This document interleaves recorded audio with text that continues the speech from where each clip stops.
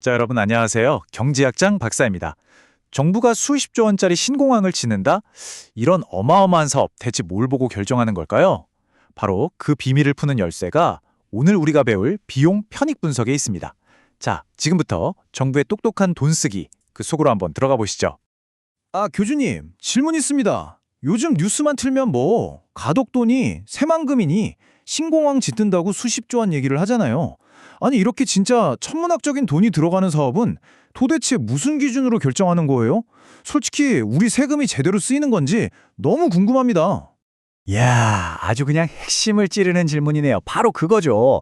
그런 거대한 의사결정을 할 때 정부가 주먹구구식으로 하지 않아요. 아주 체계적이고 과학적이라고 할 수 있는 도구를 씁니다. 그게 바로 오늘 우리가 탈탈 털어볼 비용 편익 분석입니다. 정부가 우리 세금을 가지고 어떻게 합리적인 선택을 하는지 그 과정을 지금부터 같이 한번 뜯어보겠습니다. 자, 비용 편익 분석. 이걸 한마디로 딱 정의하면 뭐냐? 바로 경제성 평가 기법이에요. 정부가 어떤 사업에 우리 세금을 탁 쓰기 전에 잠깐만, 이 사업이 진짜 그만한 가치가 있나? 우리가 쏟아붓는 돈보다 더 큰 이득을 가져다 주는 거 맞아? 이걸 미리 따져보는 거죠. 뭐랄까, 일종의 사전 건강검진 같은 거예요. 이 사업이 튼튼한지, 돈 먹는 하마는 아닌지 미리 체크하는 거. 그러니까 정부가 똑똑하게 돈을 쓰기 위한 필수 도구, 바로 그겁니다. 자, 그럼 우리 교재에 나오는 딱딱한 정의도 한번 봐야겠죠? 시험에 나오니까요. 특정 사업으로 인해 발생하는 자원 배분의 변화를 측정하고 이를 토대로 경제적 효율성을 평가하는 기법. 말이 좀 어렵죠? 괜찮아요. 제가 쉽게 풀어드릴게요. 여기서 핵심 키워드는 딱 두 개. 자원 배분의 변화와 그리고 경제적 효율성입니다. 이게 무슨 말이냐면 이 사업을 하면 우리 사회에 한정된 자원, 그러니까 돈, 땅, 사람이 어떻게 움직이는지 그리고 그 결과가 과연 효율적인지 이걸 숫자로 따져보겠다는 거예요. 예를 들어볼까요? 공항을 짓는다고 칩시다. 그럼 그 땅이랑 돈, 인력으로는 더 이상 학교나 병원을 지을 수는 없게 되잖아요. 그쵸? 바로 그런 기회비용의 변화를 측정하는 게 이 분석의 시작입니다. 자, 이 복잡해 보이는 정의를 아주 간단하게 딱 3단계로 쪼개볼게요. 스텝 1, 이 사업으로 생기는 모든 좋은 점, 즉 편익이랑 모든 나쁜 점, 즉 비용을 싹 다 찾아내서 돈으로 환산하는 겁니다. 2, 그렇게 계산한 총 편익이랑 총 비용을 양팔 저울에 딱 올려놓고 비교하는 거죠. 어느 쪽으로 기우는지, 즉 경제성이 있는지 없는지 평가하는 단계예요. 마지막 스텝 3, 만약에 대안이 여러 개다. 그럼 이 과정을 각 대안마다 반복해서 최고의 가성비를 자랑하는 사업을 최종 선택하는 겁니다. 어때요? 아주 심플하죠? 좋습니다. 자, 그럼 이 강력한 분석 도구를 도대체 언제 그리고 왜 쓰는지 그 실제 적용 사례를 보면서 좀 더 구체적으로 파고 들어가 보죠. 이론만 알면 재미없잖아요. 실제 어떻게 돌아가는지 한번 봅시다. 자, 우리 교재에 있는 이 그림 다들 한번 보세요. 이게 바로 공공사업을 결정할 때 정부 머릿속에 그려지는 로드맵이라고 생각하면 돼요. 어떤 사회 문제를 해결해야겠다 하고 목표를 정하고 그걸 해결할 수 있는 방법들, 즉 대안들을 쫙 나열해요. 그리고 각각의 대안에 대해서 비용 편익 분석을 돌려본 다음에 가장 좋은 걸 고르는 거죠. 이 그림 하나에 그 모든 과정이 담겨 있는 겁니다. 이 로드맵이 아직도 좀 어렵다? 그럼 아주 쉬운 예를 들어볼게요. 자, 우리 도시의 목표가 지긋지긋한 교통난 해소라고 해봅시다. 목표 설정 완료. 그럼 이걸 해결할 방법, 즉 대안은 뭐가 있을까요?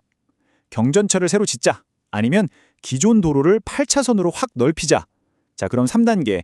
각 대안의 장단점을 돈으로 따져보는 거예요. 경전철? 와, 처음엔 건설비가 어마어마하게 들겠죠. 하지만 장기적으로는 환경오염도 줄이고 수많은 사람들을 빠르게 실어 나를 수 있다는 엄청난 편익이 있어요. 도로 확장? 이건 건설비는 상대적으로 싸게 먹힐 수 있지만 차가 더 많아져서 결국 또 막힐 수도 있잖아요. 이런 것들을 전부 숫자로 바꿔서 비교한 다음에 우리 시 재정 상황과 미래를 보니 경전철이 더 낫겠다. 이렇게 최적의 대안을 선택하는 겁니다.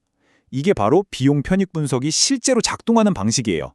자, 지금까지는 비용 편익 분석이 뭔지, 어떻게 쓰는지 방법론을 봤어요. 이제부터는 진짜 중요한 얘기를 할 겁니다. 조금 더 깊이 들어가서 이 분석 방법이 왜 경제학적으로 오케이, 타당하다라고 인정받는지 그 핵심 이론을 파헤쳐 볼 거예요. 여러분, 이 부분은 시험에 진짜 정말 잘 나오니까 지금부터 정신 바짝 차리셔야 합니다. 저 교수님, 그러면요. 계산해 봤더니 총 편익이 총 비용보다 단돈 1원이라도 크면 그냥 무조건 좋은 사업이라고 할 수 있는 건가요? 아니, 그 사업 때문에 분명히 손해보는 사람도 있을 거 아니에요. 그 사람들 입장은 생각 안 해도 되는 건가요?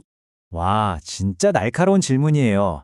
바로 그 지점, 바로 그 질문 때문에 경제학에 아주 중요한 개념이 등판합니다. 이름하여 잠재적 파레토 개선. 이름만 들으면 되게 어려워 보이는데 절대 쫄 필요 없습니다. 이게 사실 비용 편익 분석의 정당성을 딱 받쳐주는 기둥 같은 이론이거든요.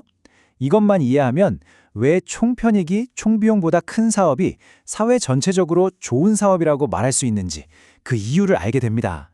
자, 이 슬라이드를 보면 그 의미가 한눈에 들어옵니다. 조건은 아주 간단해요. 총 편익이 총 비용보다 크다. 이게 대체 무슨 뜻이냐? 자, 그 사업으로 이익을 보는 승자 그룹이 얻는 이득의 총합이 손해를 보는 패자 그룹이 입는 피해의 총합보다 더 크다는 뜻이에요. 그러니까 승자들이 자기가 번 돈의 일부를 떼어서 패자들한테 자, 이걸로 손해본 거 다 메우세요 하고 보상을 다 해줘도 자기들한테 이익이 남는다는 거죠. 여기서 중요한 건 실제로 보상을 했냐 안 했냐가 아니에요. 이론적으로 보상을 해주고도 남을 만큼 사회 전체의 파이가 커졌다는 사실, 바로 이게 잠재적 파레토 개선의 핵심입니다. 그래서 사회 전체적으로는 이득이다 이렇게 판단할 수 있는 근거가 되는 겁니다. 자, 오늘 정말 중요한 개념들을 머리에 팍팍 집어넣었습니다. 이제 슬슬 마무리를 해야겠죠? 시험을 앞둔 여러분들을 위해서 오늘 배운 내용 중에 이것만은 절대 잊으면 안 된다 하는 핵심만 콕콕 집어서 다시 한번 정리해 드릴게요. 머릿속에 완전히 각인시키는 시간입니다. 자, 오늘 수업의 핵심 포인트 딱 세 가지입니다. 첫째, 비용 편익 분석은 정부가 세금을 쓸 때 주먹구구식으로 하지 않도록 막아주는 아주 체계적이고 중요한 경제성 평가 도구다. 둘째, 여러 대안들의 장점과 단점을 전부 돈이라는 기준으로 환산해서 비교하고 가장 가성비 좋은 선택을 하도록 돕는다. 그리고 마지막 가장 중요한 셋째, 이 분석이 타당한 이유는 잠재적 파레토 개선 때문이다. 즉, 승자가 패자에게 보상하고도 남을 만큼 사회 전체의 파이가 커진다는 보상의 원리에 그 이론적 근거를 두고 있다. 이 세 가지 무조건 기억하셔야 합니다. 아셨죠? 자, 오늘 강의는 여기까지입니다. 마지막으로 여러분이 앞으로 재정학 공부를 계속하면서도 한 번쯤 깊게 고민해봐야 할 질문을 하나 던지면서 마칠게요. 우리가 오늘 배운 비용 편익 분석의 핵심은 모든 걸 돈으로 바꿔서 비교하는 거였잖아요? 그런데 말이죠.